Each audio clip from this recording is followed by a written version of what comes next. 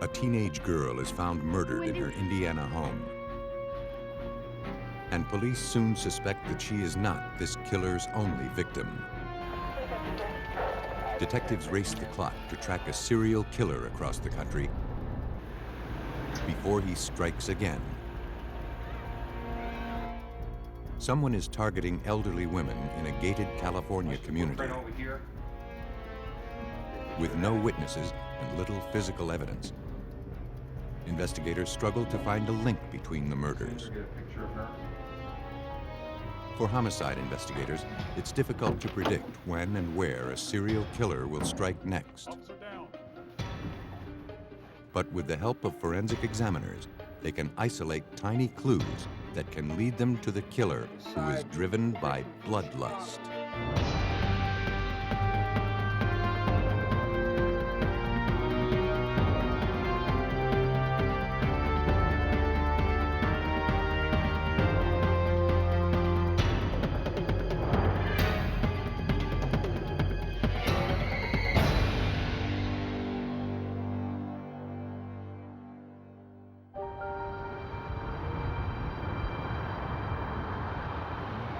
In this episode, some of the names have been changed. An hour's drive south of Chicago, Griffith, Indiana is home to 18,000 people. People drawn here by the quiet lifestyle and the low crime rate. Hey, Wendy. Around 7 p.m. on October 13th, 1987, 15-year-old Christine Gallagher returned home from I school. believe what happened at the swim meet today. She called out to her older sister, Wendy, but there was no response. Hey, Wendy. Though Mrs. Gallagher was still at work, Wendy should have been home from school hours ago. Christine checked the bedroom. Oh my God, Wendy. There, she found 16-year-old Wendy's lifeless body on the floor. Griffith police and crime scene units were immediately dispatched to the Gallagher apartment. The distraught teenager was taken to a squad car as police made their way into the residence.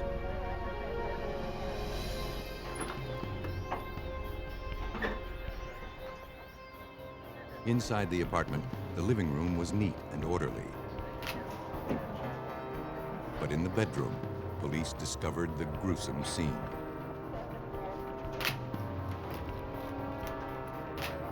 The semi-nude victim had been gagged, her hands tied behind her back with a bedsheet. She'd been stabbed repeatedly. It appeared that she had been sexually assaulted, but no biological evidence was recovered. For Lieutenant John Mowry of the Griffith Police Department, the scene was difficult to comprehend. When I walked into that apartment and saw the victim, Wendy Gallagher, and saw the savage manner in which she had been killed, I've never seen anything like that. I was on the department 17 years prior to that, have investigated other homicides. I've never seen anything that even comes descriptively close to the way that scene was. Investigators began to methodically process the scene. Next to the window, they discovered blood spatter on the wall and curtain. Hoping to find prints, they treated the wall with silver nitrate, a chemical that reacts to the oils found in fingers and palms. Then they scanned the area with a light source. A partial palm print and more blood spatter emerged. The section of wall was removed and forwarded to the crime lab. In the living room, investigators collected a drinking glass with smudged fingerprints.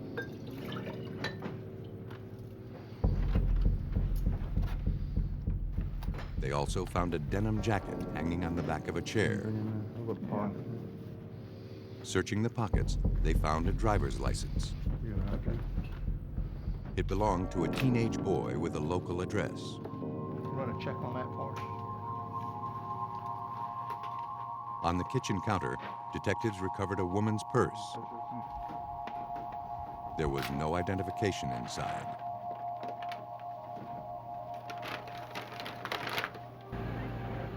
Outside, Christine told police that her father had dropped her off after a school swim meet.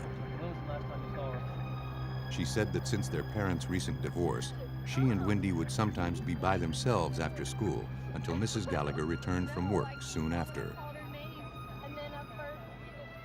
As Christine continued answering questions, one of the investigators brought out the purse found in the kitchen. Let me show you something. See if they have pictures of this. Christine said it was hers. She added that when she arrived home, she didn't remember seeing Wendy's purse anywhere.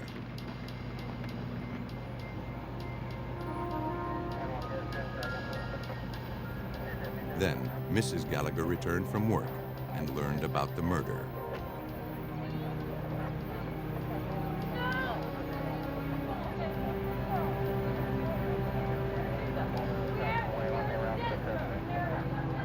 Overwhelmed with grief, she told police she couldn't believe anyone would want to kill her daughter. Wendy was such a beautiful and cheerful girl.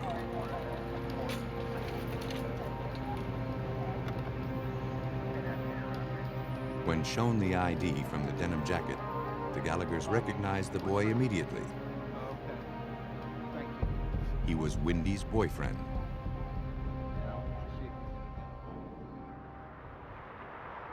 Looking for any clue to the killer's identity, examiners at the Lake County Crime Lab began to analyze the prints recovered from the Gallagher apartment.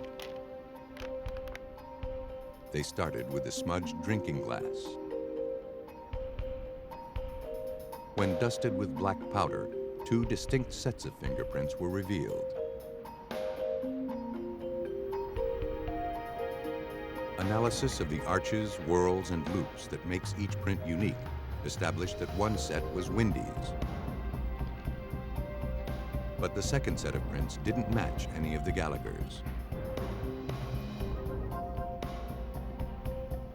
Next, examiners turned to the section of wall removed from Wendy's bedroom. To preserve the fragile drywall, they worked from photographs.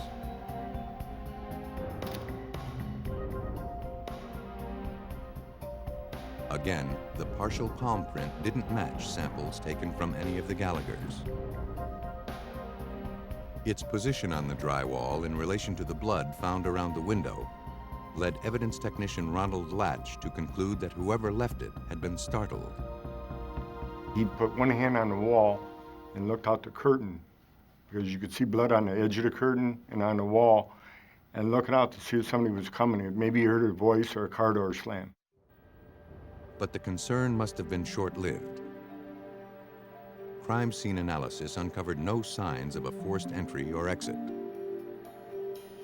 It appeared that after committing this brutal murder, the killer calmly left the apartment, probably through the front door.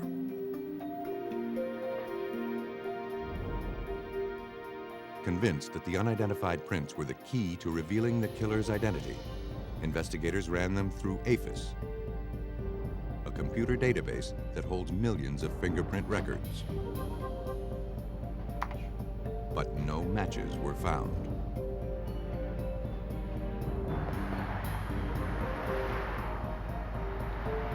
Detectives turned to Wendy's boyfriend for answers. They wanted to know why his jacket and ID were found in the Gallaghers' apartment. Come in today, ID card. In my coat pocket. The teenager explained that Wendy had been cold that day at school. He'd loaned her his jacket and she'd worn it home. It's your girlfriend's house.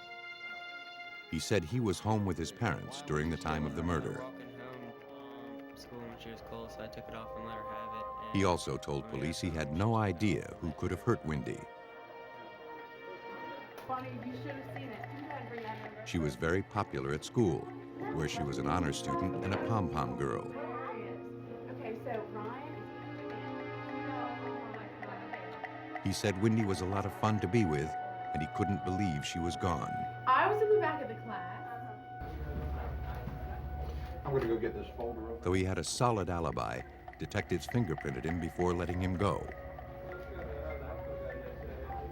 but analysis of his prints later confirmed his innocence.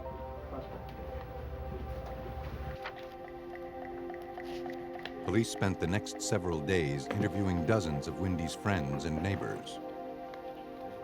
Over 50 potential suspects were developed, but fingerprint analysis eliminated all of them. Or clothing that was... According to Detective Carl Grimmer, tensions in the small town grew as the investigation hit a dead end. And there's the top of there. Within the community of Griffith after this occurred, there was a lot of fear. We didn't know who we were looking for. We didn't know if we were looking for somebody that lived in our town, somebody in a neighboring town, or if it could have been a drifter. But a week after the murder, police got a solid lead. A woman in Chicago had found Wendy's missing purse. I understand you found a purse that we were been looking for. The purse somehow ended up in my purse. She explained that her own purse had been snatched during an assault. The purse actually ended up in mine. Yes, sir. When it was later recovered from a dumpster and returned, she opened it and found Wendy Gallagher's purse and ID stuffed inside. Then she'd heard about the murder in Griffith. I was walking home down an alley and this car pulls up. The woman said that as she left work through the back door, a man with brown hair and a mustache jumped out of a blue car. He grabbed her and threatened her with a knife. As they struggled, a delivery truck pulled up. Panicked, the assailant grabbed her purse and fled. But he had left behind valuable evidence. A witness who could identify him and a physical link to Wendy's murder. I can recall he had, I guess, brown hair. Police quickly released a composite sketch of the suspect along with a description of his blue car. Over the next several weeks, they received many leads as a result, but none of them panned out. Despite the lack of progress, investigators refused to give up. Everybody who had walked into that crime scene that night and saw Wendy, that's all the incentive you needed to keep going, to find out who had done that to her. Griffith detectives had a composite sketch and fingerprints that could prove murder. But until they could identify their suspect, that evidence was meaningless. And all indications suggested that Wendy Gallagher was not going to be this killer's last victim.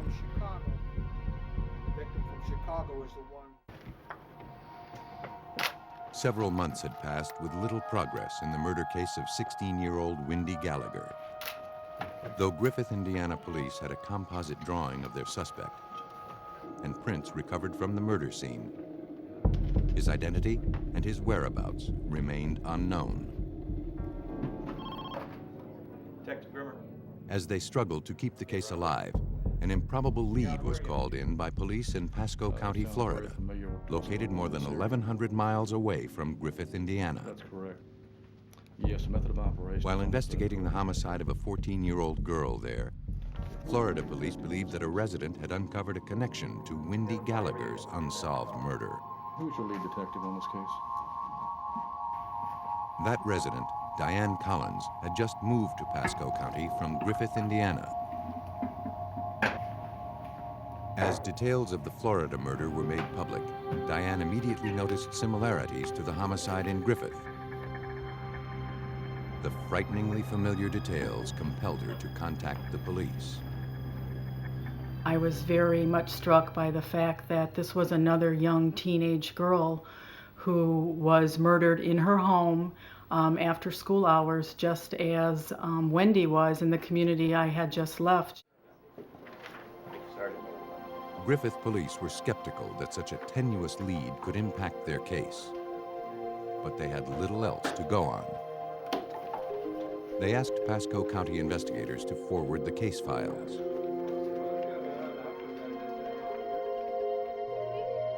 According to police reports, in January 1988, 14-year-old Janet Clark was discovered in her bedroom by her younger brother shortly after 6 p.m.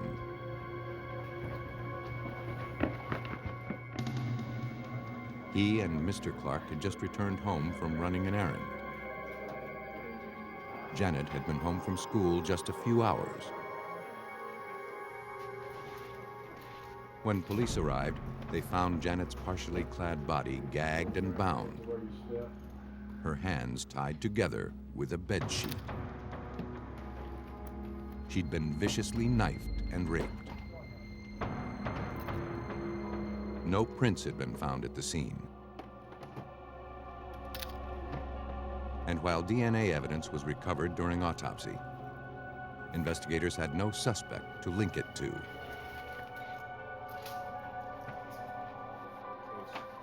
But now, Griffith detective Carl Grimmer realized that Diane Collins' instincts might have been dead on. We thought it was a long shot that the two cases could be connected. But when we sat and studied the photos, studied the crime scenes, we became stronger and stronger in our belief that they probably were connected. It's just, you had to see it to see the similarities. It's almost like there was a signature. Believing they were now searching for the same killer, the two departments began exchanging information. Pasco County, Florida police intensified their investigation. One of the Clark's neighbors recalled a man in the neighborhood around the time of Janet's murder. She had never seen him before. She described the man to a police sketch artist as being in his late 20s, with dark hair and a mustache. She believed that he was driving a late model red Corvette with Missouri license plates. Though the description of the vehicle was different, Griffith police couldn't ignore the striking similarities to their suspect. For Detective Mowry, there was little doubt that a serial killer was on the loose. Time definitely was our enemy. We knew from what we had seen thus far how savage this person was. So we were virtually racing against the clock. We wanted to apprehend him as quickly as we could to prevent him from hurting anybody else. But police knew that tracking a multi-state killer would be difficult. Until he struck again, all they could do was wait. And they feared this killer wouldn't make them wait very long. Two months later, police in Beaumont, Texas responded to reports of gunfire at a local motel.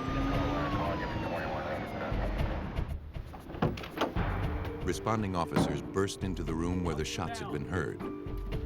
There, they discovered one of their own, Officer Paul Halsey, unconscious, the victim of a gunshot wound.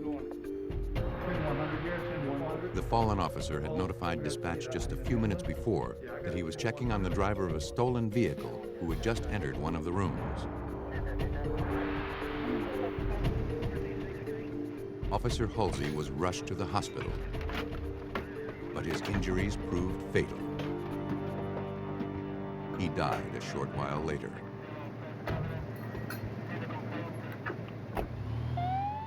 A witness at the motel stated that he heard gunfire and looked out his window.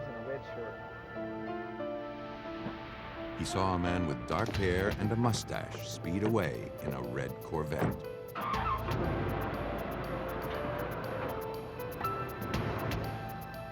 An all-points bulletin was issued for the red sports car.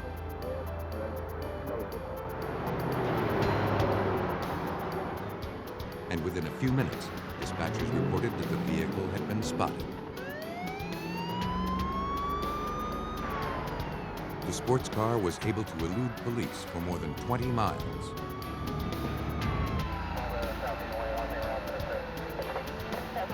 But the driver suddenly lost control and the car swerved off the road.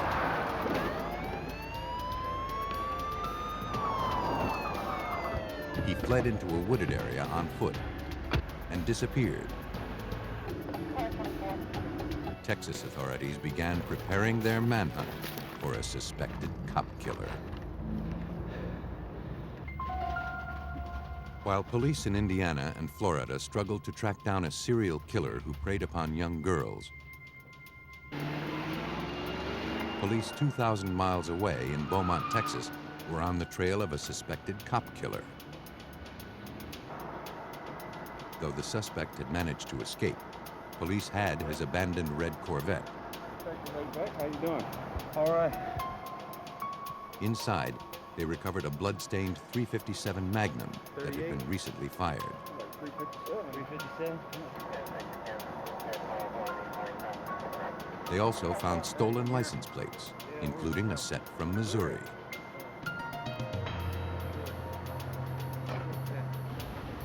Now their focus was on finding the driver. Unit 512, I received Detective on the Ray ground. Beck of the Beaumont Police Department organized the manhunt.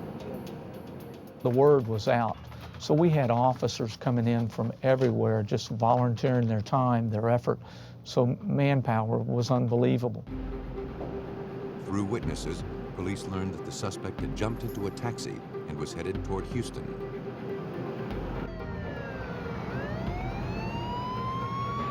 Officers quickly caught up with the cab. Taxi drivers, get out of the car! Backseat passenger, get your hands up! The man believed responsible for the murder of Officer Halsey was taken into custody. Get your hands up, get out of the car. Get your hands where I can see them. Turn around, over here on the trunk. The suspect, identified as 28-year-old Michael Lee Lockhart, was questioned at the Beaumont police station. He immediately confessed to shooting Officer Halsey, but offered no explanation. It seemed too easy.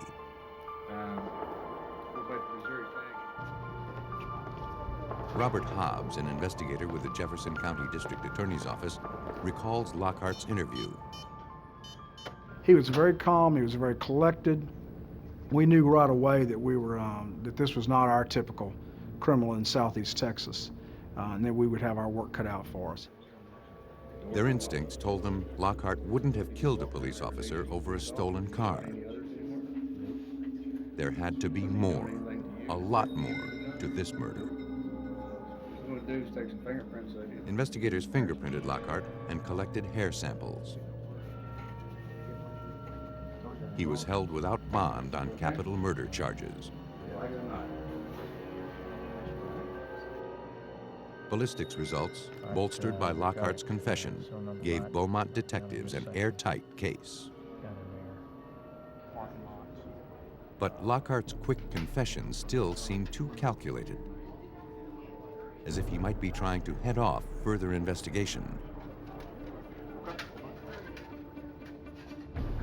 Evidence recovered from Lockhart's motel room indicated he'd been on the move for months. Police had recovered several hotel and restaurant receipts from throughout the Midwest. But what was he running from? Hoping to find out, Detective Ray Beck wrote an article profiling Lockhart and details of Officer Halsey's murder for a national law enforcement magazine. The tactic paid off. A detective working the Janet Clark murder in Pasco County, Florida, read the article on Lockhart and Officer Halsey's murder. He then called the Beaumont Police Department.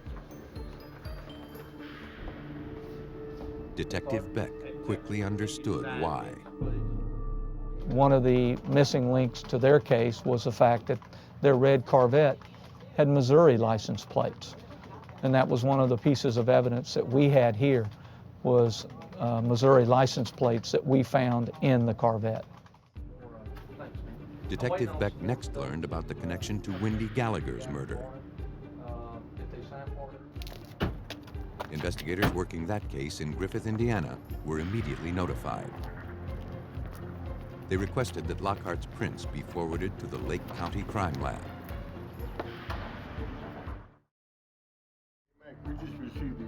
Hoping they had the evidence they needed to prove murder, examiners went to work, comparing Lockhart's fingerprints to those recovered from the Wendy Gallagher crime scene. After scrutinizing and comparing both sets of prints, examiner Ronald Latch was certain that Wendy's killer had been found.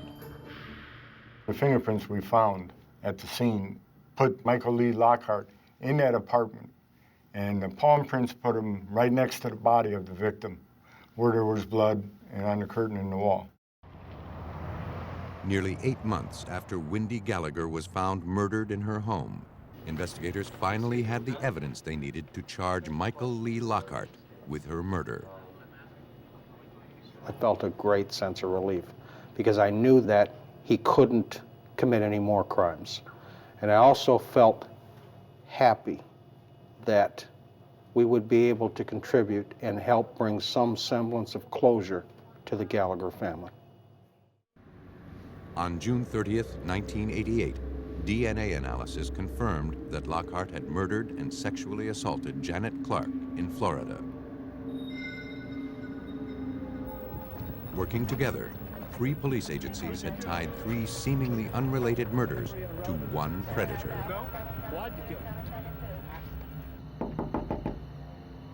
Based on the evidence, police believe that Lockhart traveled the country in search of his next victim.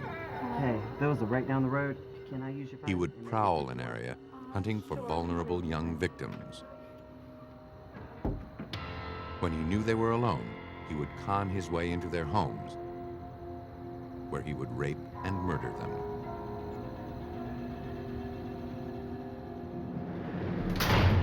Michael Lee Lockhart stood trial for murder in all 3 states. He was sentenced to death in each trial.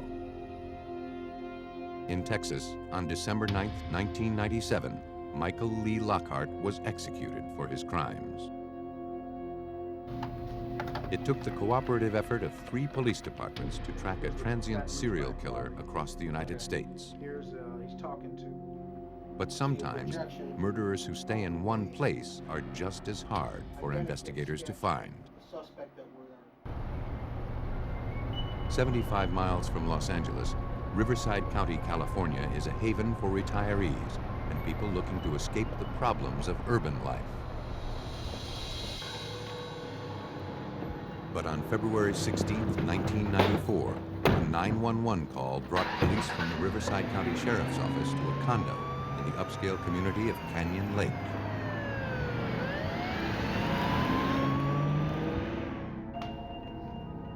There, investigators found the body of 86-year-old Norma Davis slumped in an easy chair. A phone cord was wrapped around her throat, and knives protruded from her chest and neck. Investigators began searching the scene, looking for anything that could tell them who had murdered Norma Davis and why. Robbery appeared to be an unlikely motive. The victim still wore an expensive ring on her finger. As expensive as that ring is, A few desk drawers were open, but there were no signs of ransacking. Forensic technicians processed the body, looking for any stray hairs or fibers that the killer may have left behind.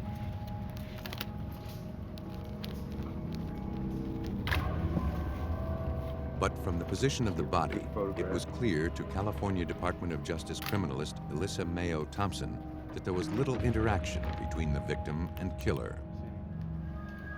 She appeared to just be sitting in her chair as if she were perhaps reading or watching TV. It didn't appear that she had made much of a struggle or had attempted to get up from that chair. That told investigators that Norma Davis most likely knew her killer. The knives were removed and sent to the crime lab to be tested for prints.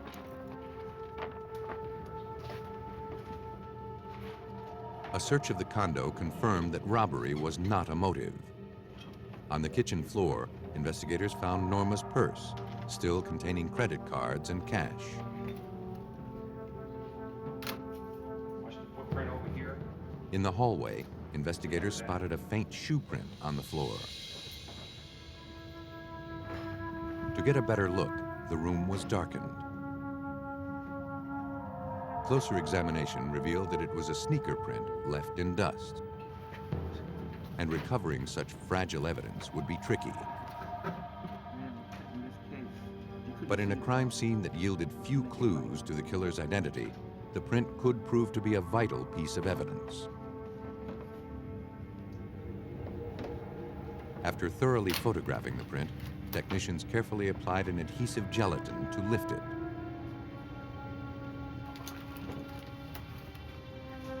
But the minute details of the print didn't survive the lift. It would be up to examiners to determine if there was a sufficient sample to do future comparisons when and if a suspect emerged. Outside, detectives talked to Alice Williams, who had found the victim. She stated that she had come over to pick up Norma for their weekly hair appointment. She let herself in when Norma didn't respond to her calls. That's when she discovered the body. She couldn't understand how such a thing could have happened in Canyon Lake. It was a gated community with round-the-clock security. You have a mustache? Norma's ex-daughter-in-law, Mary Pierce, had also arrived at the scene. She too lived in Canyon Lake. She told investigators that she and Norma were very close. But as Mary continued describing Norma in greater detail, detectives glanced down and noticed she was wearing Nike sneakers. They asked if there was anyone close to Norma who would want her dead. Mary reacted with shock, insisting no relative could possibly be involved. But now, detectives weren't so sure. They turned to the crime lab for answers. But criminalists at the California Department of Justice Forensic Lab determined that all of the evidence recovered from the condo had been wiped clean of prints. One of those stains could have come from her. There were no stains. They hoped the recovered shoe print could lead them to Norma's killer. For Ricky Eldon Cooksey, a criminalist with the Department of Justice Crime Lab in Riverside, shoe print evidence can carry investigators a long way. A shoe print collected at the crime scene can help the investigators if we can identify what kind of shoe made that print, and there are data banks that store that type of information. We can tell them what type of shoe they're looking for and size shoe they're looking for. After reviewing hundreds of different sneaker tread designs, Cooksey believed that the print recovered from Norma Davis's home had been made by a Nike. He acquired a similar sneaker from the manufacturer and made test prints. The tread design was identical. Cooksey had determined that the suspect's print had been made by a size 6.5 Nike Air tennis shoe. For detectives, the news was not that encouraging. Talk to you later. Okay. Tracking down a specific purchase of such a popular shoe would be next to impossible. Thank you. The only thing that homicide detective Joe Greco could infer from the analysis was that the suspect was a small male or possibly a woman. And he already had a potential suspect who fit that description. Goodbye. We suspected the ex-daughter-in-law, Mary Pierce, because of the shoes that she was wearing when she came to the crime scene. And the brand of shoe matched the brand of shoe that we found in the doorway.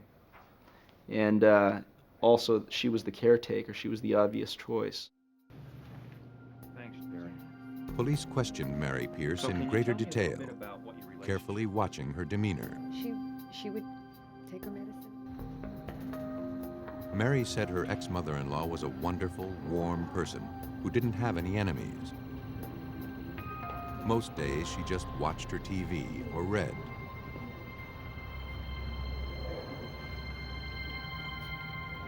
She was just a real After sweet answering old lady. dozens of She questions, really was. it became clear to investigators that Mary was not involved in Norma's murder. Okay, I sure will.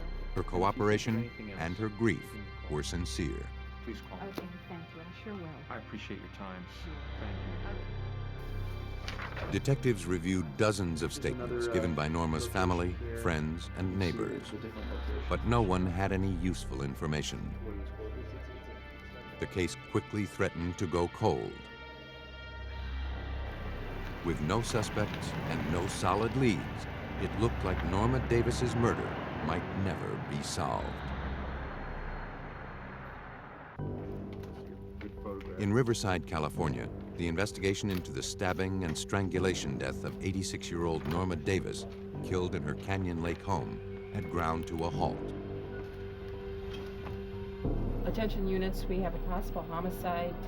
As investigators struggled to keep the case alive, another 911 call came in from residents of Canyon Lake.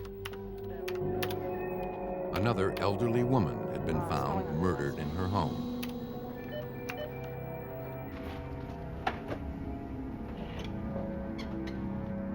There, police discovered 66-year-old June Roberts, dead on her office floor. And for everyone in the room, this crime scene looked disturbingly familiar. Though June Roberts had not been stabbed, she still wore an expensive ring and had a phone cord wrapped around her neck. Credit cards were scattered around her purse, but nothing appeared to be missing. For criminalist Alyssa Mayo Thompson, it was obvious that June Roberts and Norma Davis's murders were connected. The type of crimes, both brutal homicides occurring within a few short days of between each other in this area, led us to think that these two crimes may be linked. Investigators scoured the home. A Bible caught detectives' attention. Inside was a handwritten prayer list. Norma Davis's name was on that list. The two victims were friends. But for Detective Greco, how they were connected to the killer was unclear. He could be certain about one thing, however. A serial killer was targeting elderly women in Canyon Lake. This whole case is overwhelming in that it's not something that one in law enforcement comes across every day. It's a crime of serious violence, and it wasn't stopping. I mean, it was just the beginning. And so far, this killer had made few mistakes. But a week after June Roberts' death, that all seemed to change. June Roberts' daughter brought police a statement from one of her mother's credit card companies. Someone had gone on a spending spree immediately after June's death, charging jewelry, clothing, and other merchandise. It was the break detectives were waiting for. Now they had a paper trail to follow.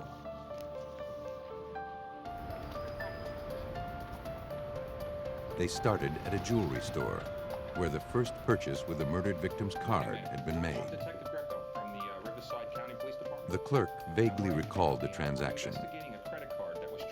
She remembered that a blonde woman came into the store and purchased an expensive set of earrings. The woman charged the items and signed her name, June Roberts.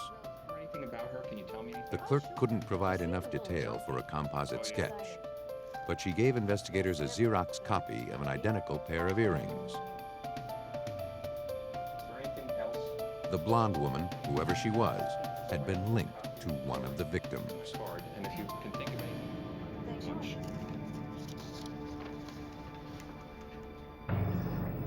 The next purchase on June Roberts' credit card came from a hair salon.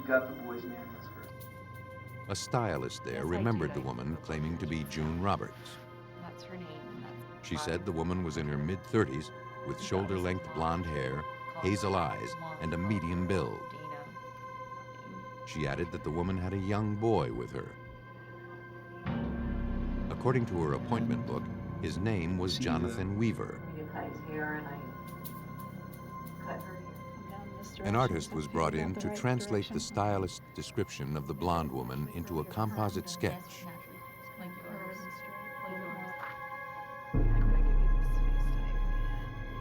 Gradually, a face took shape. Yes. What would you change about it? But police still didn't know how this woman fit into the murders, Because we want to keep moving around it. and they had no way to put a name to her face. Pursuing their only other lead, investigators began searching for the young boy, Jonathan Weaver, who had been at the hair salon with the blonde woman. It's very similar.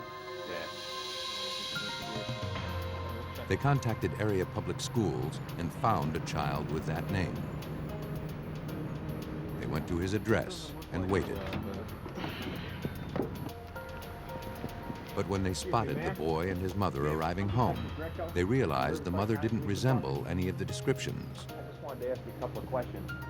How you doing, Questioning confirmed that the boy had never been to that salon, Not at all? and neither recognized the woman in the composite. No, I've never seen her. Despite the setback, investigators refused to give up. The locations of the murders and the credit card purchases were all within a 5-mile radius of each other. Investigators knew their killer had to be hiding right under their noses. She made more purchases there? Yeah, she made Hoping to generate a lead, they decided to run a check of all violent crimes recently reported within that same area. victim's name. The tactic turned up a possible clue. An elderly woman who owned an antique shop just blocks away from Canyon Lake had been recently assaulted. And this young woman came in with Dorinda Hawkins, still recovering in the hospital, had barely survived the attack. She told investigators that a blonde woman came into her antique shop to ask about framing. When she led the customer into the back to show her some samples, the woman suddenly attacked her from behind. Dorinda felt a rope tightening around her neck. she had a rope around my neck. She told detectives that she then began begging for her life. Called 911. You know, you can have whatever you want, take whatever you want. I have 8 children, let me live. And the suspect told her, I'm not doing this for the money. Dorinda had been left for dead, but she managed to regain consciousness.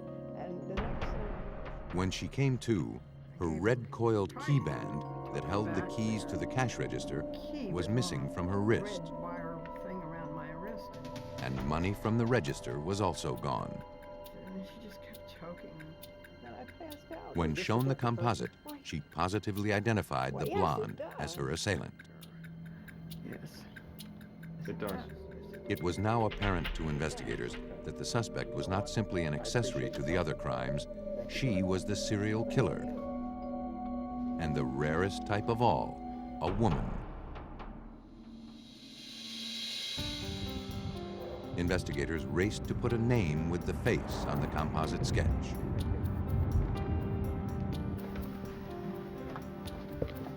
Since Mary Pierce had known both of the murder victims, police hoped she might have also crossed paths with the killer. No, this won't take long at all. Let me ask you this. Can you put a name to this face? Does this look familiar? When shown the sketch, Mary said that the face kind of resembled her stepdaughter, Dana Sue Gray. Sue Gray, that's my stepdaughter. As Mary described her stepdaughter, the pieces started to fall into place. Let me write that down. The information fit the description of the suspect that I was looking for, in that she had a key to the first victim's house. She knew the second victim. She had a pass to get into Canyon Lake, and she was familiar with the area. Mary added that Dana owned a house in Canyon Lake. So you do know those two? But Dana had just gone through a vicious divorce battle and was trying to sell the place because of the resulting financial ruin. Take a look at those names and tell me if you recognize them. Her job as a registered nurse was not enough to support the affluent lifestyle she had come to enjoy.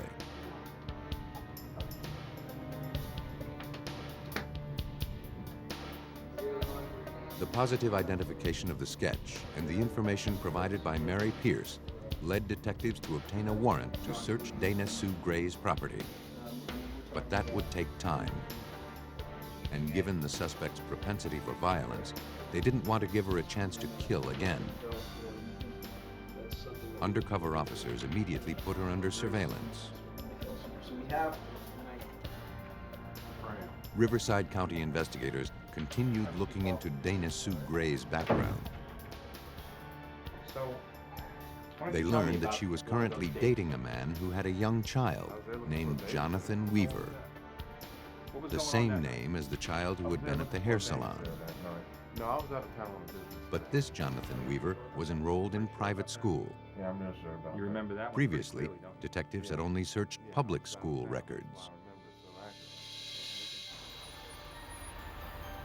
Later that afternoon, one of the officers picked up Dana's trail in nearby Sun City as she entered a bank. She's going in the bank right now.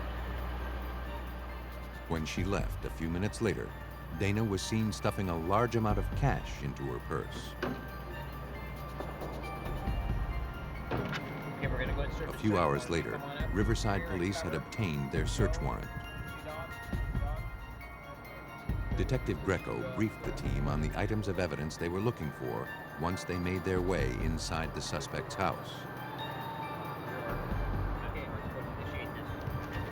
We had receipts from the different locations that the purchases were made for these various items, so they knew exactly what they were looking for. Also, I had directed the searchers to collect all of the shoes within the residence because of obviously the first victim's, the shoe print in the first victim's case.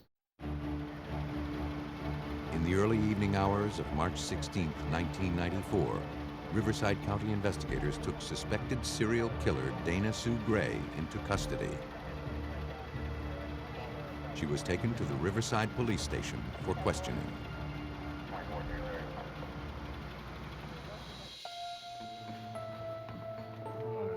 Inside the residence, investigators uncovered a wealth of evidence. They located a red-coiled key wristband, identical to the one stolen from Dorinda Hawkins at the antique shop. They also found merchandise similar to items purchased with June Roberts' credit cards.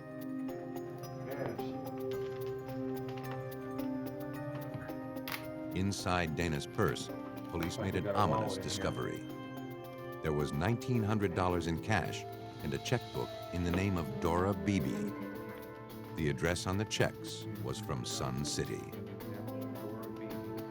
Though Dora Beebe's name meant nothing to investigators, they knew that Dana Sue Gray had been in Sun City earlier that day. A lot of money in here. The search continued into the bedroom. Okay. What do you got? There, evidence technicians found a pair of Nike sneakers. The evidence was sent to the crime lab. Dana, you understand why you're here, don't you? At the police station, Dana Sue Gray appeared calm and unaffected. She denied killing or assaulting anyone. I think it looks exactly like you. She admitted using credit cards belonging to June and another woman, whose name she couldn't remember, but claimed she had found them lying next to a dumpster. You know what? Can I see those earrings? Investigators collected Dana's earrings, which appeared to be the ones purchased on June Roberts' credit card. These look very familiar to me. As the detective left the interview to process the earrings, another investigator was waiting to speak to him outside. There had been another murder. The MO was identical to the Norma Davis and June Roberts homicides. The latest victim had been killed earlier that day in her home, which was located in Sun City.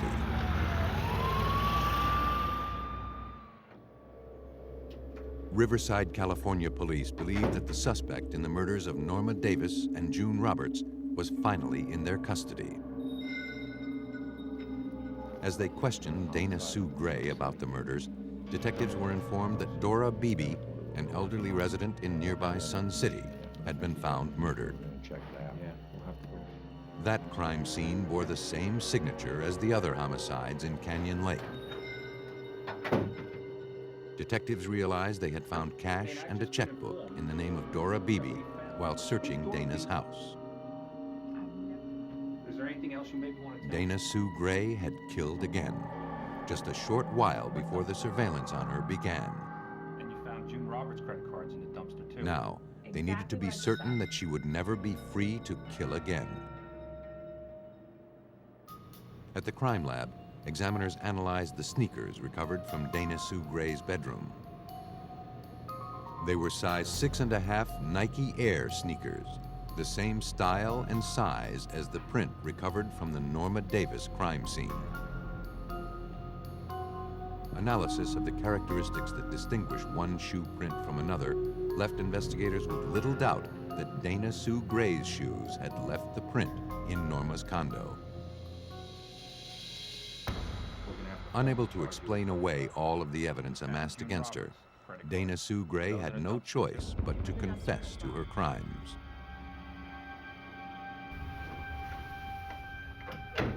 Riverside County investigators believe that Dana Sue Gray was driven over the edge by her financial misfortunes that resulted from her divorce. Angry and envious, she chose affluent victims, sometimes strangers, but mostly friends and relatives, as targets for murder.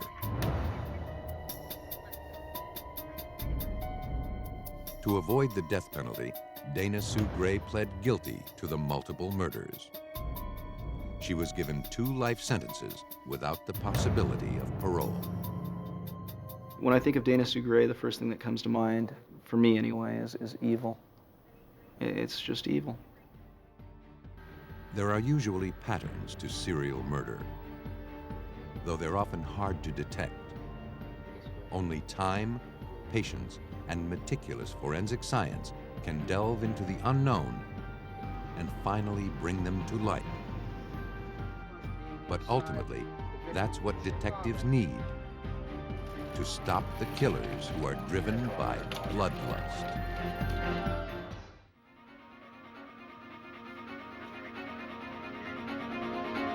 A woman has been murdered. Police are sure of that. But nothing else is what it appears to be. Investigators must sort out who's the victim and who's the killer. A father's greeting cards are no cause for joy when his daughter suspects he's not the man he pretends to be. To find the truth, detectives follow a paper trail through a maze of lies. A bungled murder and a twist of fate tip investigators off to a killer's elaborate scheme. But to win a conviction, they'll need his cooperation. Taking a life. Some killers take the phrase literally. After the kill, they assume their victims' lives, concealing their crime and hiding within their new stolen identity.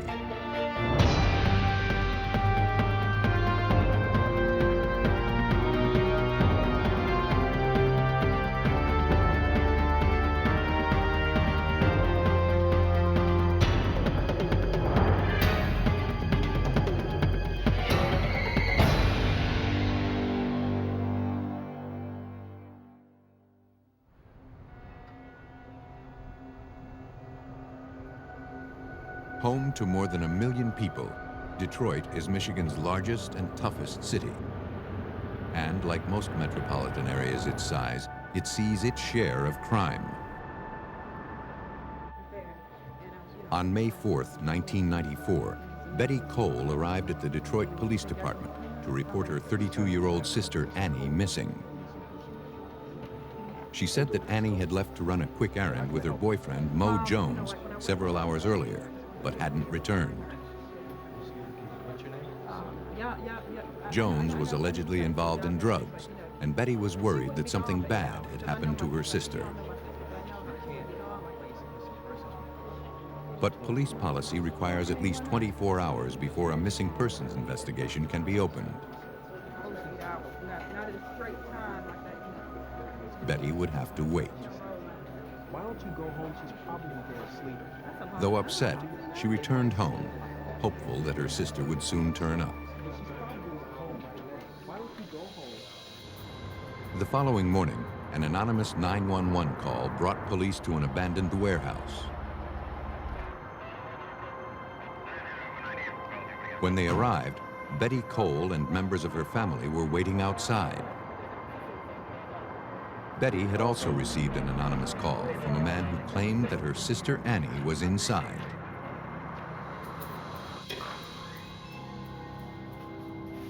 Officers made their way into the building.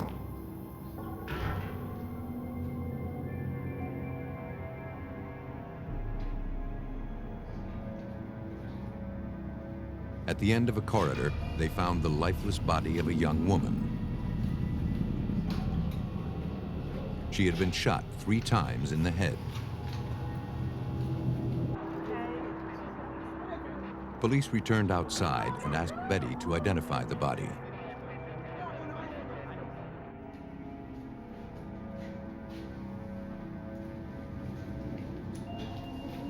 When she saw the victim, she broke down. She confirmed that it was her sister, Annie Cole. Forensics technicians began processing the scene. Near the body, they collected 3 spent small caliber shells. They also found a purse nearby, but it contained no cash, credit cards, or any form of identification.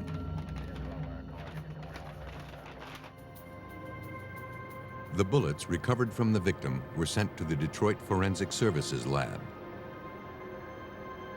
There, Sergeant Paul Hartzell analyzed the slugs and the recovered shell casings using a digital micrometer. The micrometer is a tool that we can use to help us determine caliber of a bullet, or to help us determine a probable make of a particular bullet. This is done by mounting the bullet either with the base up, so we can measure the diameter of the bullet to help us determine caliber, or we can actually measure the lands and grooves on the bullet to help us determine a probable make of a weapon that may have fired that bullet. Each brand of gun creates its own characteristic pattern on a slug. And every individual firearm leaves unique marks on a bullet, like the gun's fingerprint. Analysis of the markings on the 3 slugs recovered from the victim led examiners to conclude that it was one gun, a .22 caliber Smith & Wesson that had been used to commit the murder, indicating a lone triggerman. Sergeant Patrick Hennahan of the Detroit Police Department began his investigation by looking for the last person reported to have been with Annie Cole, her boyfriend, Mo Jones. Trying to identify him and find out where he might be. We weren't able to develop any information on a Mo Jones. We searched, department arrest records, narcotics bureau records, things of that nature. We weren't able to come up with anything. While the search for the mysterious Mo Jones was underway, investigators tried to learn as much as they could about Annie Cole. The victim's fingerprints recovered from the crime scene were entered into the police database containing fingerprint records. After an extensive search, the database turned up no matches. Annie Cole had apparently stayed out of trouble until this terrible day. That's all you know is it's on Finco. Unable to locate the victim's boyfriend, Detective Hennahan relied on Betty Cole for information. But after a few days, it seemed she had disappeared. I made another attempt after the weekend to contact her, and it was almost as if she had fallen off the face of the earth all of a sudden. Pat, why don't you take a look at this? With no clear leads in sight, he enlisted the aid of homicide detective Monica Childs. We received from the Her initial investigation revealed some troubling inconsistencies. Though the victim's prints were not on file with the police department, a records check revealed an extensive felony record under the name of Annie Cole. In fact, a warrant was currently out for her arrest on a probation violation.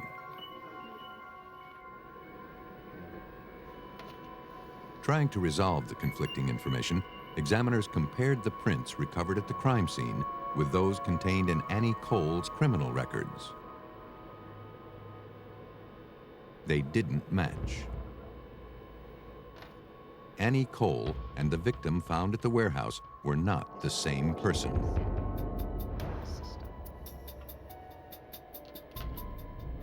And though there were several people named Annie Cole living in the Detroit metropolitan area, the victim and the known criminal shared a common address.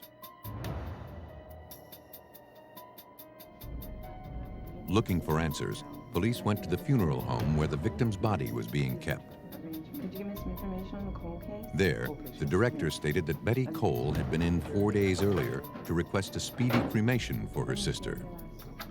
She was in here 4 days ago. Betty had stressed that there wasn't to be a service. But it's strange when she knows there's an ongoing investigation. The cremation was scheduled for the following day.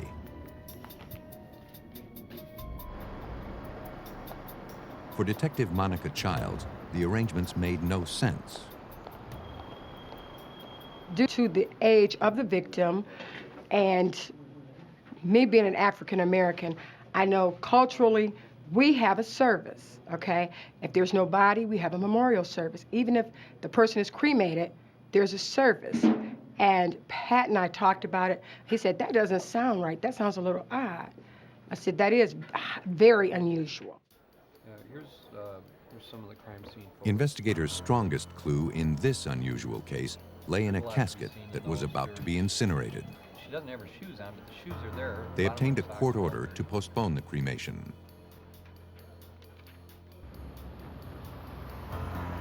To sort things out, police needed to find Betty Cole, the woman who claimed to be the victim's sister.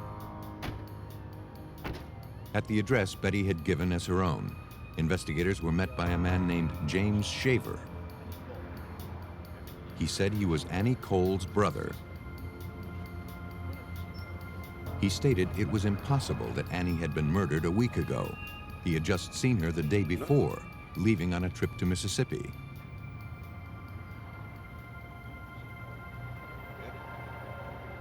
And he had never heard of Betty Cole.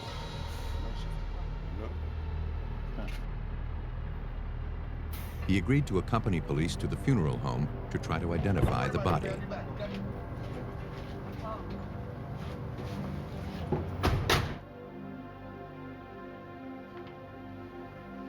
Shaver viewed the body with a total lack of recognition. I don't know who this woman is. This is not my sister, though.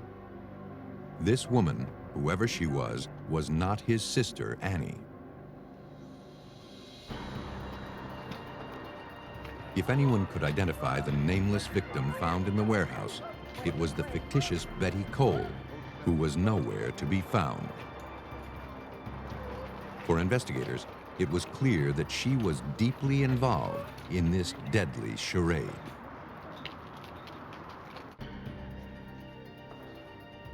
Detroit police struggled to make sense of a bizarre murder investigation. Forensic evidence proved that the young female victim thought to be Annie Cole was misidentified, and the woman who had ID'd her was now missing.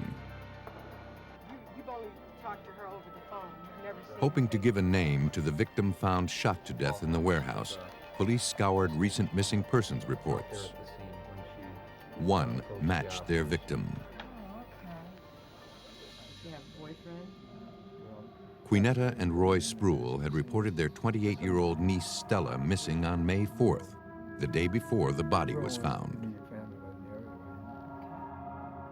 Stella's co-workers had called the Spruills looking for her.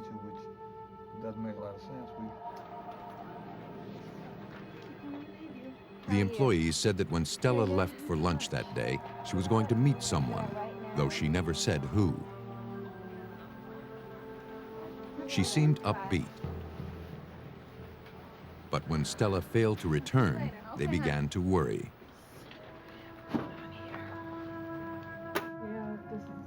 The day after Stella's disappearance, a department store clerk called the Spruills looking for their niece. Stella had just applied for a credit card, and the store needed to verify some information on her application. The Spruills couldn't imagine that Stella would just take off without a word.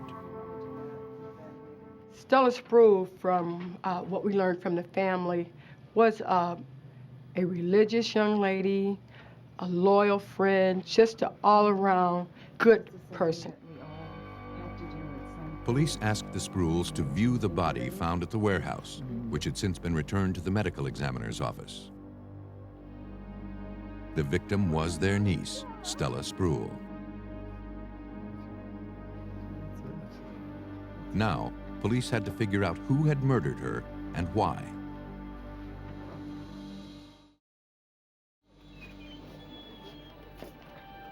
Detectives contacted the department store where Stella had allegedly filled out the credit card application. A surveillance camera had captured the transaction.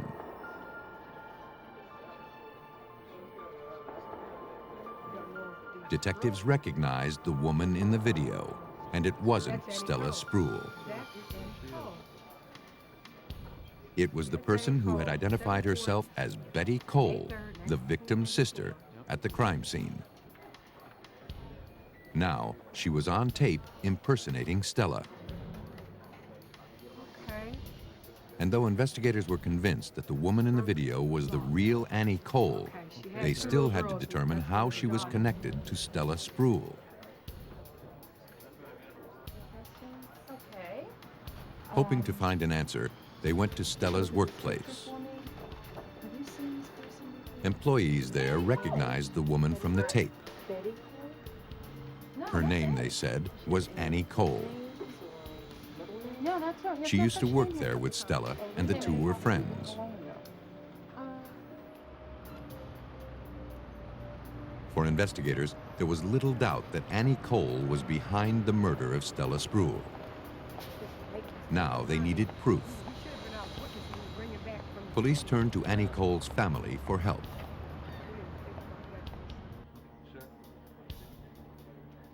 Annie's brother and one of her daughters were brought in for questioning. Police believed they might be able to identify the male voice on the anonymous 911 call that brought police to the warehouse where the victim's body was discovered. James Shaver didn't recognize the voice. But Annie Cole's daughter believed she did. While listening to the copy of the 911 tape, the one daughter said, "Well, that's my cousin Leander." Annie Cole's 17-year-old nephew, Leander Foster, was brought in for questioning. Police recognized him as being with the fictitious Betty Cole at the warehouse when the body was discovered. Foster, who had no criminal record, broke down under questioning. Asked me to help her out. He admitted that Annie had promised him and his best friend $5,000 each to kill Stella Spruel. The day before the murder, Annie arranged to meet Stella at a mall parking lot. Leander and his partner were nearby, getting a look at their intended victim.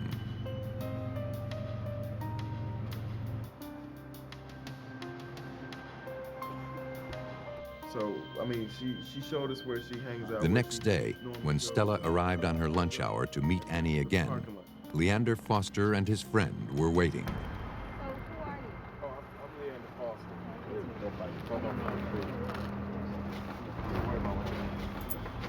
They abducted her at gunpoint, forced her inside the car, and took her to the abandoned warehouse.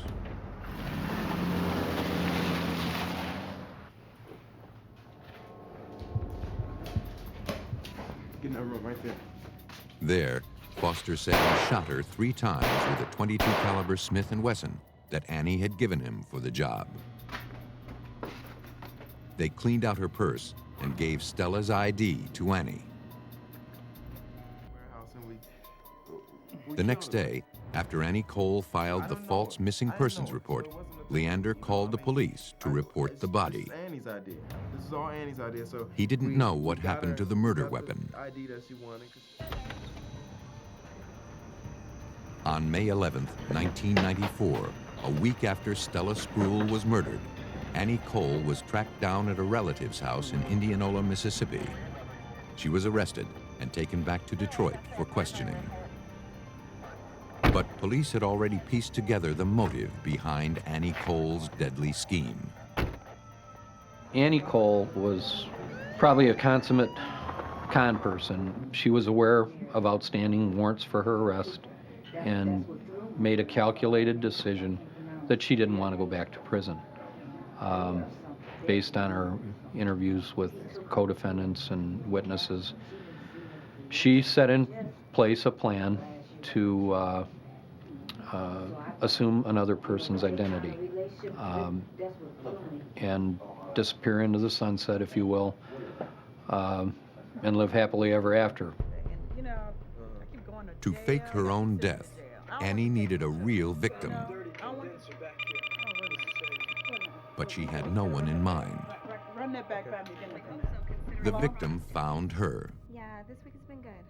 Stella Spruill called her former co-worker to invite her to a makeup demonstration. Annie declined, but realized in that instant who her victim was going to be. Trusting, hard-working Stella Spruill. Bye. Annie Cole was convicted of first-degree murder and sentenced to life in prison. Leander Foster also received a life sentence. The other accomplice pled guilty to manslaughter and was sentenced to 15 years in prison. Some people kill to purify their reputations. Others are motivated by pure greed. Bonner County, Idaho lies nestled between Washington State to the west and Montana to the east. Here you go, Ted. But in 1994, it found itself in the middle of a mystery. In late February, Shelley Kepley arrived at the Bonner County Sheriff's Office. And everything seemed to be in order. What's his name? She had flown in from Reno, Nevada to check on her father, Paul Gruber, who lived in the area. In fact, perhaps he decided to take off. She suspected that something was terribly wrong. What? Shelley said she'd last seen her father a month earlier when he'd come to Reno for the holidays. At age 54, he was independently wealthy as a result of good investments and had recently retired from teaching school.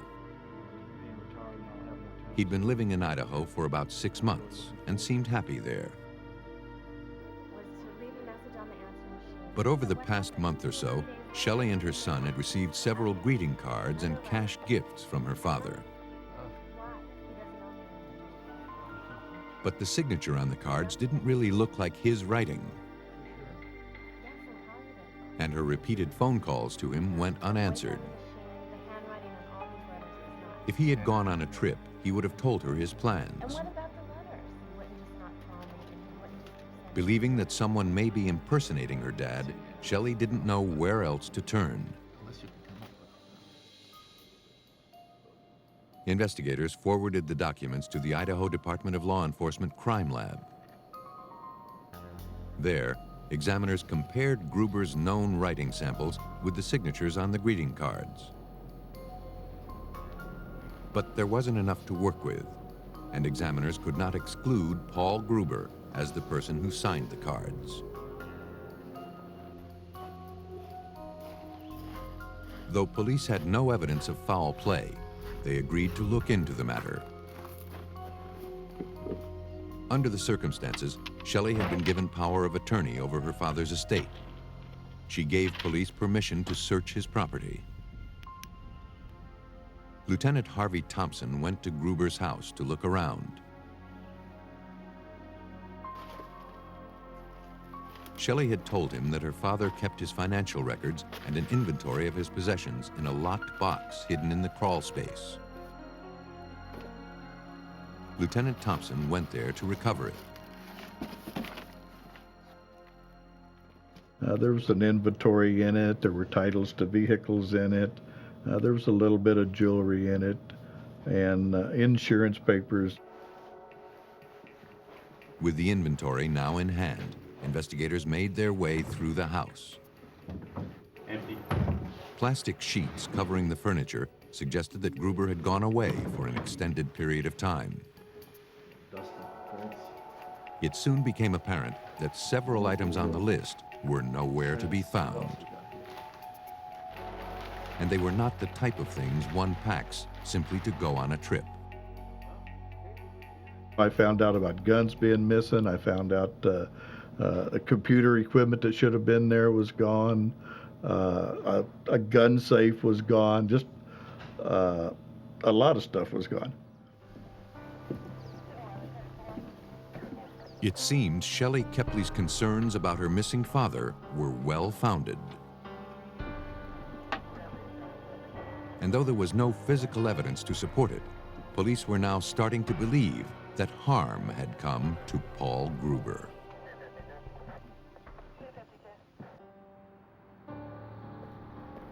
Police in Bonner County, Idaho, continued searching for clues in the mysterious disappearance of 54-year-old Paul Gruber. And though no one had heard from him in some time, his accounts were still active. While scouring financial records obtained from Gruber's bank, Lieutenant Thompson found something suspicious. Paul Gruber had been paying someone else's mortgage. And from what police had learned, that seemed completely out of character. From talking to Shelley Kepley, Mr. Gruber's daughter, Mr. Gruber didn't pay other people's mortgages. He didn't loan other people his vehicles. You know, what's Mr. Gruber's pretty well stays Mr. Gruber's. Darrell Kuehl, the man whose mortgage was being paid for by Gruber, was brought in for questioning. He told police he was a general contractor who had done extensive work at Gruber's house. February 27th. He said he was starting a new home security business and other ventures that Paul Gruber had decided to invest in. Come back, give an estimate on the Rather than investing cash, however, Gruber had agreed to make payments to Kuehl's mortgage company. To investigators, that arrangement didn't sound like something Shelley Kepley's father would agree to. To be certain they were talking about the same person, police showed Kuehl a photograph of Paul Gruber. But Kuehl didn't recognize him. That wasn't the man he knew. Someone else, it seemed, was trying to pass himself off as Paul Gruber. Investigators asked him to describe the man who hired him to a police sketch artist.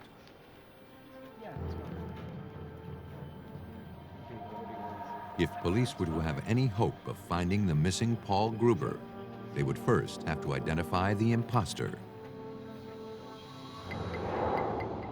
Sir, can I talk to you a moment? Armed with the sketch, police canvassed Gruber's neighborhood, Bonner County Police. I was wondering, but nobody recognized the face. I don't know. I've never seen a guy in the neighborhood around here. And no one had seen Gruber for some time.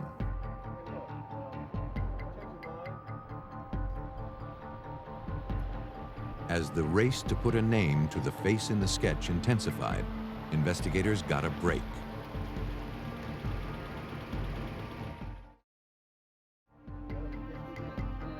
The manager of the local post office had heard of the disappearance and informed police that Paul Gruber's mail was still being picked up from his P.O. box. yeah, sure. Listen, do me a favor. He turned over a tape from a security camera that was located near Gruber's box. The video revealed 3 men at different times in the vicinity of Gruber's P.O. box. One of them, partially obscured and in profile, looked familiar. One of the mails that was at Mr. Gruber's box during the period of time appeared to be that of Darrell Kuehl. Suddenly, the investigation's best witness was becoming the prime suspect.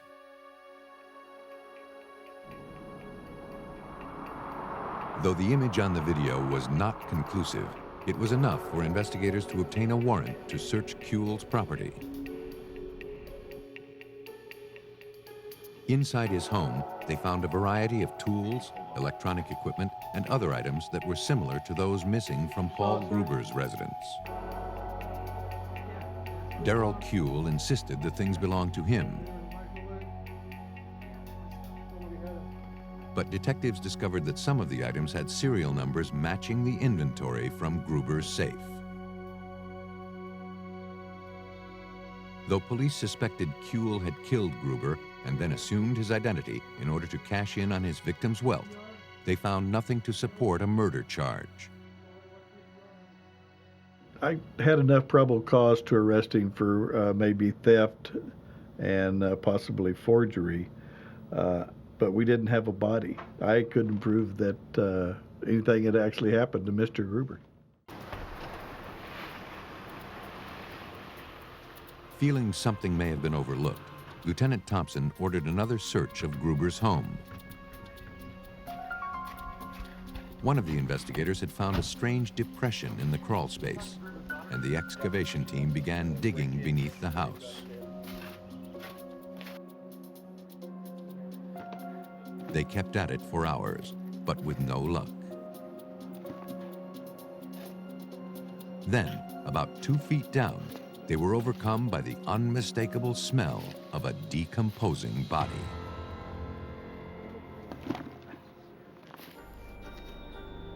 Police in northern Idaho were getting closer to solving the mysterious disappearance of 54-year-old Paul Gruber.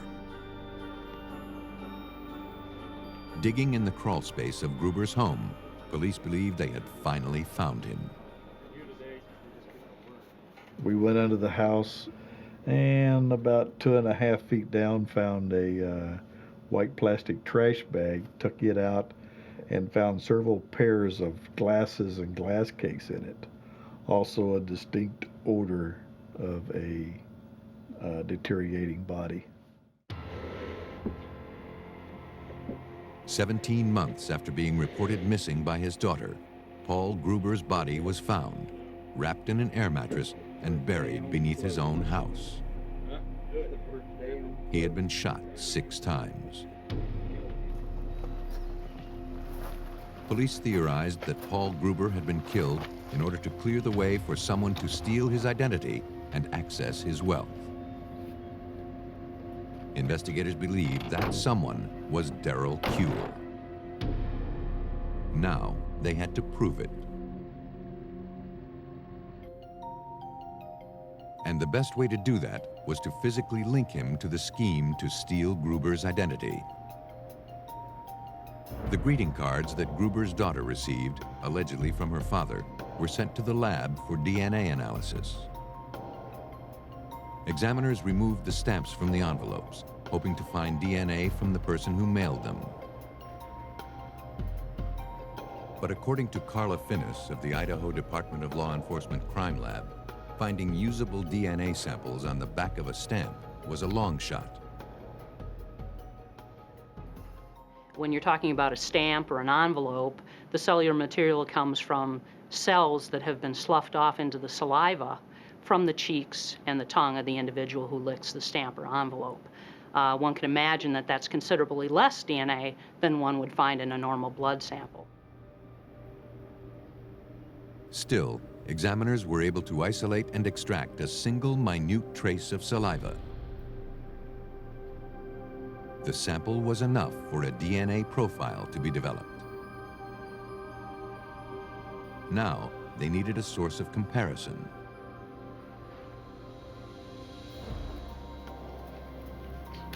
Despite his protestations of innocence, Darrell Kuehl was arrested for suspicion of murdering Paul Gruber.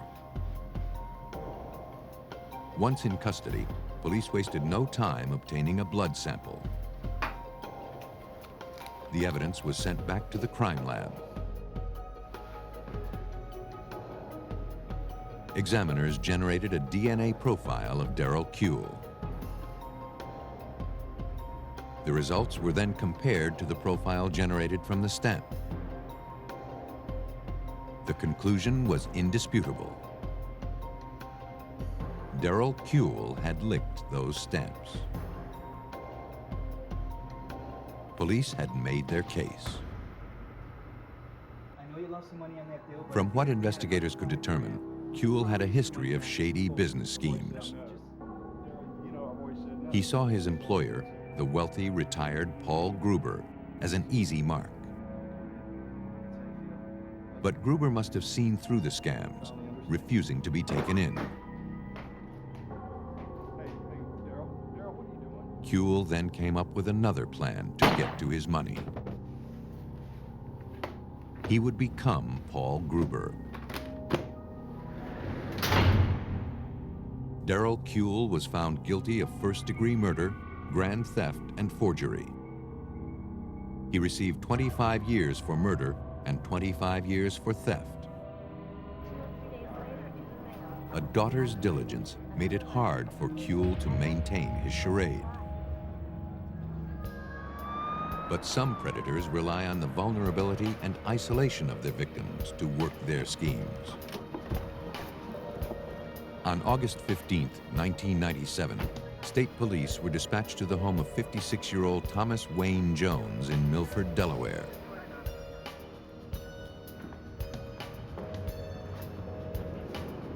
When Jones's home care nurse arrived for work, she found traces of blood on the floor. The house had been ransacked. Valuable coins and several financial records appeared to be missing. Her employer, who was confined to a wheelchair, was nowhere to be found. Some firearms. We're going to need to take some prints. I'm going to need a print kit. Outside, police combed the grounds for any clues to Jones's whereabouts. One of the officers followed faint tire tracks that disappeared into a field. They led him 500 yards from the house and directly to the body of Thomas Wayne Jones. He had been shot in the back of the neck, but was still alive.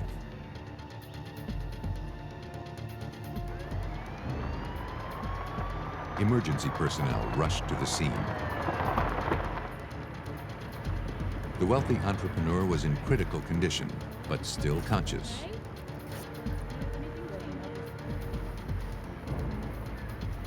He managed to tell police the identity of his attacker, a longtime friend named George Calamaris. Jones said that after being shot, Calamaris placed him in a white pickup truck and dumped him in the field.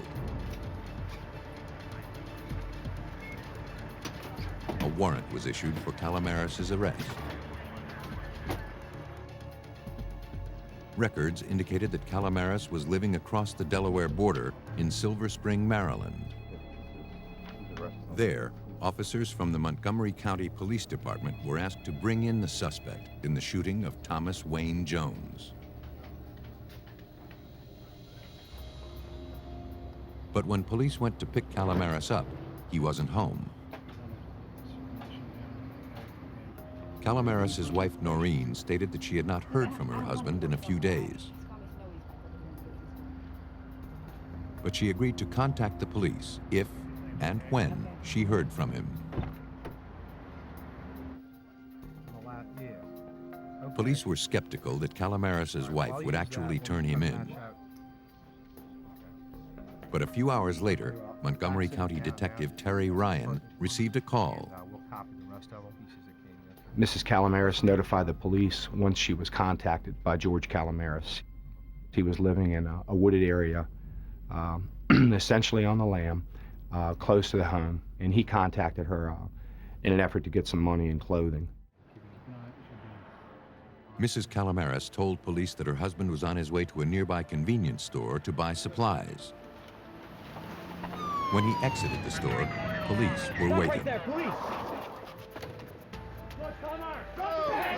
They moved in and made the arrest.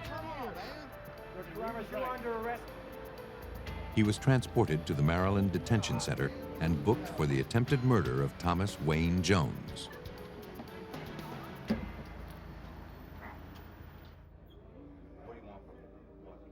Calamaris admitted he was friends with Jones. Having recently returned to the area after living in North Carolina, Calamaris had gone to visit Jones that morning. He strongly denied any knowledge of the attack. Though investigators suspected that Calamaris was lying, they had no obvious motive and no hard evidence linking him to the crime.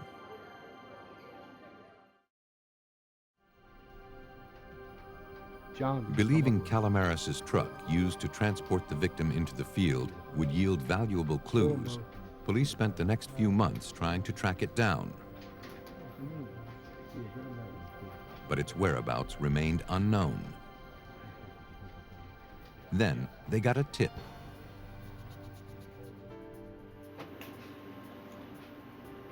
An anonymous caller told police that the pickup truck could be found at a machine shop in nearby Discretion, Maryland, owned by one of Calamaris's friends. But when they arrived, investigators saw no sign of the truck. The shop owner denied any knowledge of the vehicle, though he admitted he was friends with George Calamaris. The lead appeared to be a waste of time, until a bundle of mail caught the detective's eye. The name on the letters bore a striking similarity to the name of the shooting victim in Delaware. It was several pieces of mail from a bank in North Carolina addressed to a person named Gary Wayne Thomas. We knew that this similarity in names, our Delaware victim, Thomas Wayne Jones, was probably more than a coincidence. In fact, at the point we expected it was probably some alias that Calamaris had contrived from the Jones case. The shop owner claimed that he didn't know who Gary Wayne Thomas was. He said Thomas's mail arrived there and George Calamaris picked it up. And now that Calamaris was in prison awaiting extradition to Delaware, his wife collected it. Unsure if this clue was related to the shooting of Thomas Wayne Jones in Delaware, Montgomery County Detective Joe Montano contacted the North Carolina bank to see if there really was a client by the name of Gary Wayne Thomas.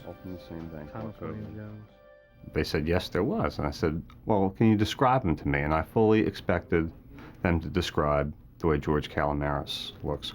And they described somebody completely different. And I asked, well, when is the last time you saw Gary Wayne Thomas? And the bank said, well, come to think of it, probably 1996, the middle of 96. And this was over a year later. According to bank records, Gary Wayne Thomas was worth millions. And no one had seen him in over a year. You'll see to continue. As police struggled to figure out the connection, word came in that Thomas Wayne Jones died as a result of his injuries from the shooting attack. Now, police shifted their focus to building a murder case against their suspect, George Calamaris.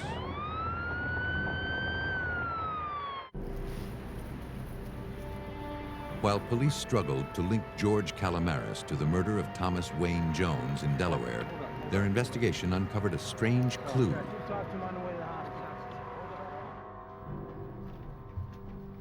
Calamaris was receiving mail from a bank in North Carolina for a man named Gary Wayne Thomas. Unsure who this person was or how he was connected to George Calamaris, authorities contacted police in North Carolina. Detective Ricky Best of the Greenville Police Department was asked to pursue the lead. They were asking me to check at a certain location here in Greenville to try to locate Gary Wayne Thomas. That they were investigating a murder case themselves, and they wanted to find out if Gary Wayne Thomas existed. Detective Best began by speaking to the manager of the bank where the letters to Gary Wayne Thomas originated. She confirmed that Thomas was indeed a real person, and he was living off the interest of a trust fund worth more than $1 million. His account was still active, and money was being withdrawn regularly. But over the past year, he communicated solely through letters and rare phone calls. Looking for answers, Greenville police contacted Thomas's family. His father confirmed that he had set up the trust fund for his son. He said Gary was a troubled young man who battled drug and alcohol dependency. Worried about his son's well-being, he instructed the family attorney to draw up the trust. He hoped the fund would limit the amount of money Gary could access to purchase drugs and alcohol. But the arrangement had caused friction, and Mr. Thomas had little contact with Gary after that. In fact, he hadn't heard from his son in over a year. The information put investigators no closer to establishing the connection between Gary Wayne Thomas and George Calamaris. They needed to find Thomas.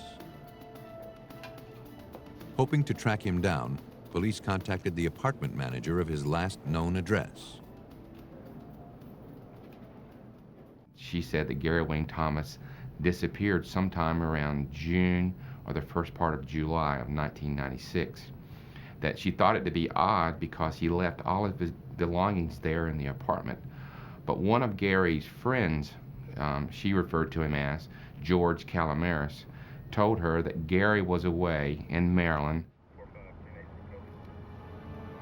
Police had established that George Calamaris and Gary Wayne Thomas had lived in the same apartment complex in North Carolina and were friends. Now, the wealthy Gary Wayne Thomas was missing. The information was passed on to the Maryland detectives. Police now feared that Gary Wayne Thomas had met the same fate as Thomas Wayne Jones in Delaware, that he had been murdered in an attempt to get at his money.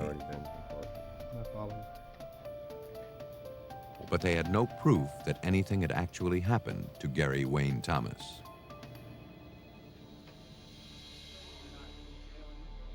In fact, money was still being withdrawn from Thomas's account through a bank in Silver Spring, Maryland. But it couldn't be Calamaris making the withdrawals. He was in prison. Well, we asked the bank to please keep the account open. Don't close it. Allow the withdrawals to continue so we could start tracing them. And when we did that, we immediately, from the codes, from the transaction codes, we could find out what bank the money was being withdrawn from in Maryland, obtained the bank film, and the first film we obtained, the person obtaining the money was Noreen Calamaris, George's wife.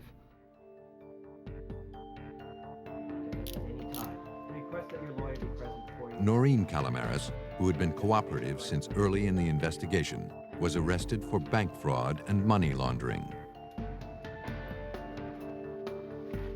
A subsequent search of the Calamaris home uncovered Gary Wayne Thomas's ATM card and some unmailed letters allegedly signed by him asking his bank to increase his monthly allowance.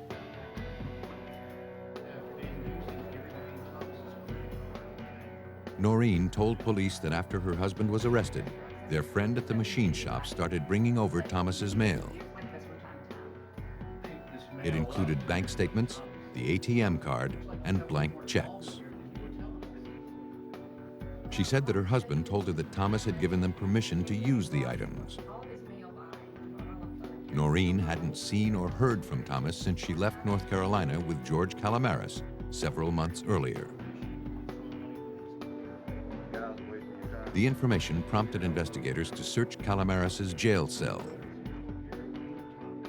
Several typewritten letters ready to be mailed to the bank in North Carolina, signed Gary Wayne Thomas, were confiscated.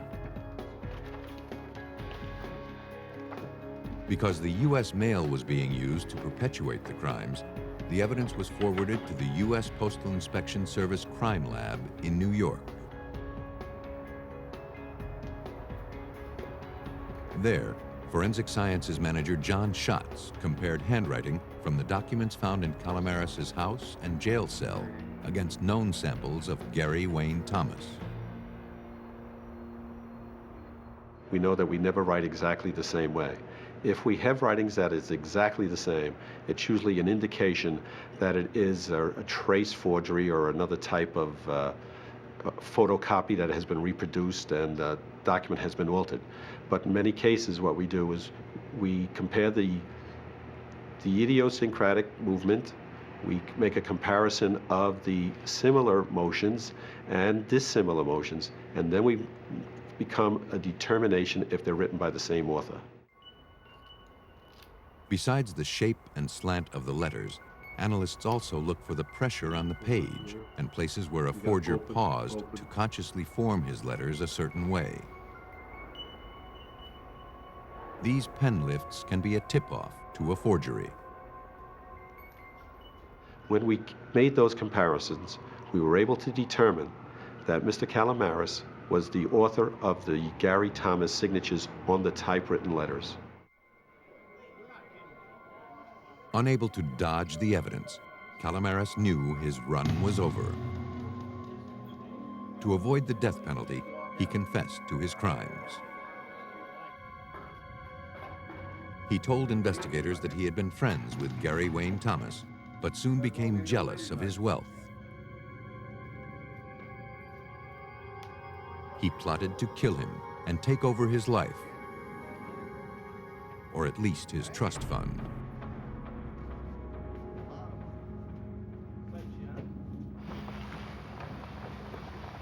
In July 1996, Calamaris offered to show Thomas some marijuana plants he said he was growing in a field near the apartments.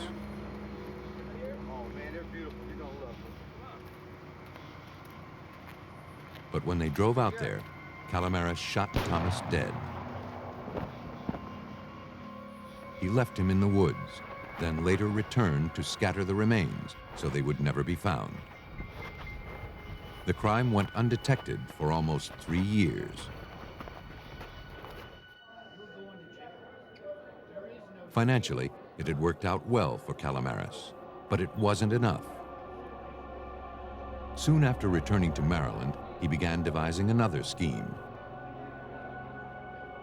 He would kill his friend, Thomas Wayne Jones, assume his identity, and cash in on his victim's wealth.